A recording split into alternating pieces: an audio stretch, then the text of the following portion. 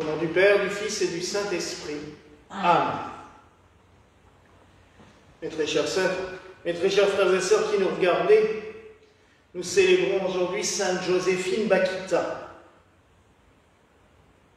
première sainte africaine, de couleur noire, parce que des saints africains, il y en a eu d'autres.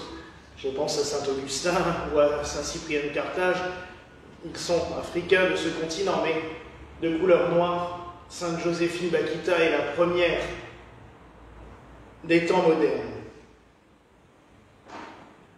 Elle a une vie extrêmement particulière. Elle n'a pas été élevée dans la foi du tout, puisqu'elle est née dans une tribu animiste. Et très vite, parce qu'au XIXe siècle, elle est née en 1869, au XIXe siècle, l'Afrique est un espèce de grand champ de récolte d'esclaves en tout genre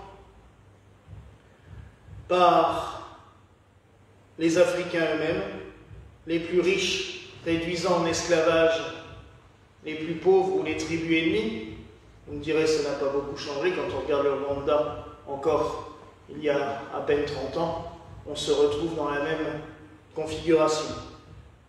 Puis il y a l'Empire ottoman, les Turcs, qui ont envahi toute une partie aussi de l'Afrique, qui ont réduit en esclavage énormément de gens. La France n'est pas beaucoup mieux, même si officiellement l'esclavage était aboli. On ne se gênait quand même pas d'avoir énormément de domestiques totalement sous-payés à son service. C'était pas officiellement de l'esclavage, mais on n'en était pas loin. Et les châtiments corporels étaient valables quand même aussi chez nous, ne l'oublions pas. Joséphine, qui ne s'appelle pas Joséphine, qui ne s'appelle pas Bakhita non plus à l'époque, on ne sait pas son prénom d'origine, parce qu'elle l'a oublié au fur et à mesure d'être traitée comme un animal. Son village est envahi, elle est kidnappée, ses parents tués, ses frères et sœurs tués. Elle est kidnappée et elle est mise en esclavage d'abord chez un Africain d'une autre tribu. Puis, un riche musulman la prend, l'achète et la donne comme esclave à sa fille. Sa fille, qui a quoi, 15 ans à peu près, et Joséphine environ 9, se prend un malin plaisir à torturer l'enfant, et notamment en faisant les tatouages par scarification, c'est-à-dire qu'elles font dessiner des dessins sur la peau de l'enfant avec de la farine, puis on tranche avec une lame, et après on verse du gros sel et on frotte au gros sel pour que ça ne cicatrise pas et que ça reste bien écarté. Voilà ce qu'elle vit. Par la suite, elle est rachetée par un général turc qui est tout aussi violent. Il va se passer un événement assez étrange, c'est que à l'époque, de nombreux Italiens font du commerce d'armes avec le Soudan, et parmi ces commerçants, un ambassadeur qui a été ambassadeur, qui ne l'est plus, qui va le redevenir, qui vit un petit peu dans un monde étrange, mais qui fait surtout beaucoup de trafic, en secret de sa femme qui est restée, elle, en Italie, lors d'une rixe où ce général turc va perdre la vie, va récupérer Bakhita, qui est encore toute jeune, et il va l'emmener avec lui. Il va la ramener en Italie comme un peu un trophée. L'esclavage officiellement est totalement interdit en Italie, mais cet homme va la considérer comme son esclave. En parallèle, quand il rentre, sa femme a donné naissance à une petite fille. Et la mère meurt en couche. On va donc un peu délégué à Bakita de s'occuper de l'enfant, d'autant plus que par la suite, vers 7, 8, 9 ans, l'enfant va être extrêmement malade. Elle fait une dépression en fait parce qu'elle a perdu sa mère et qu'il y a un manque total. Et la seule personne qui arrive à la réconforter, c'est Bakita. Alors j'ai oublié de dire que Bakita, ce nom lui a été donné par la fille qui l'avait en esclavage, et Bakita veut dire la chanceuse.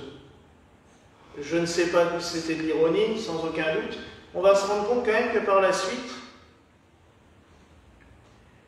donc, elle s'occupe de cet enfant avec un succès assez fort qui va lui attirer les foudres des autres servantes blanches de ce seigneur italien qui n'apprécie pas du tout que ce soit la noire, la négresse, comme il l'appelle, hein, tout simplement. Quand elle est arrivée en Italie, les enfants sont quand même venus voir pour essuyer sa peau, voir si ça faisait comme le charbon et que ça laissait des traces sur les doigts. Bon. Le 19e siècle, on n'était pas forcément très futé. Sur ce plan-là, je parle.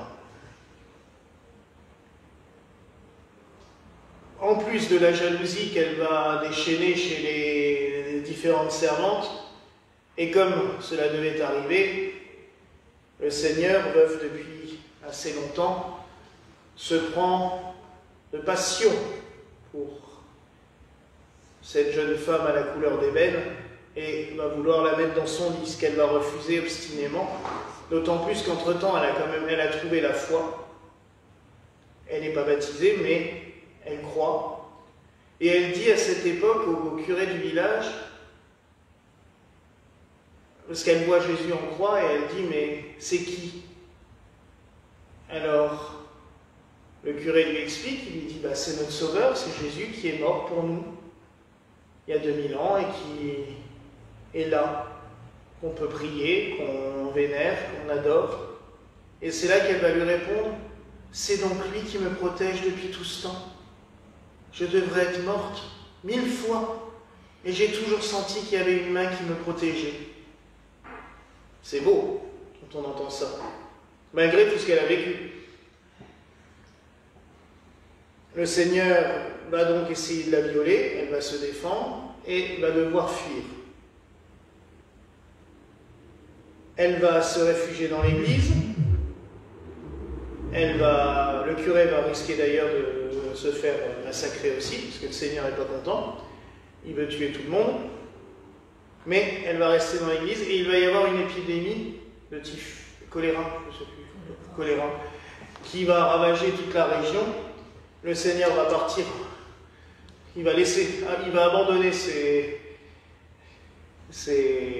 métayers, ses fermiers, lui il va se casser avec sa fille, il va les abandonner tous, mais Bakita va soigner les malades avec le curé.